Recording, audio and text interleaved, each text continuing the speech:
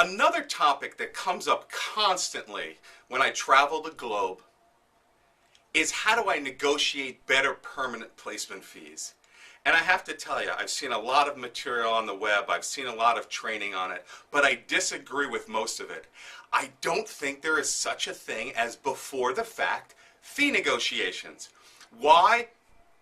We're in a contingency business. And I need everyone out there who deals with permanent placement to understand what that means. Not just to say it, to a client, but to understand what it means. A contingency business means it doesn't cost them anything. We do all of the work, we take all of the risk. The only time ever that it will cost them, and this is the key, is if and only if they get that word, if they want to pay your fees. Think about that for a minute. This is a topic that in my live sessions I spend maybe an hour or an hour and a half going over to drill in. So I'm just going to go through the basic premise here.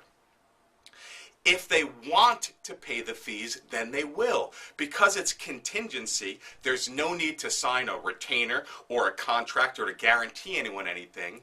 All they need to do is spend the time and interview the person. And no matter what your fee is, 35%, 30%, 25%, much more than someone else, better than what they're getting off of a job board, it doesn't matter. Because they're only going to pay it if and only if they want to, right? Because if they don't feel then, after the fact, that your candidate justifies the fee, then they'll go with the job board candidate, or they'll go with the 10% agency, or they'll go with the internal referral. So to negotiate it up front doesn't make sense. Now clients are smart, they'll want to try to negotiate it for as low as they can, but your job is to stick firm and educate them on this, that if they feel that we are pricing ourselves out of the market, then we will lose, because nobody, including them, will ever hire our candidate. Why, if there are two candidates that are exactly equal, and my fee is at 30% and my competitor is at 15%, why would they ever say yes to me?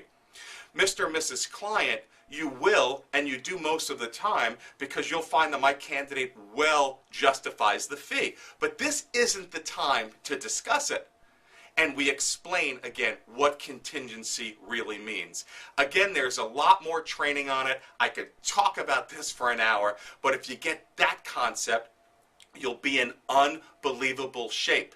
It comes, though, from the position of strength where you are not going to give down the fees because you are taking all of the risk by pricing this high, not them.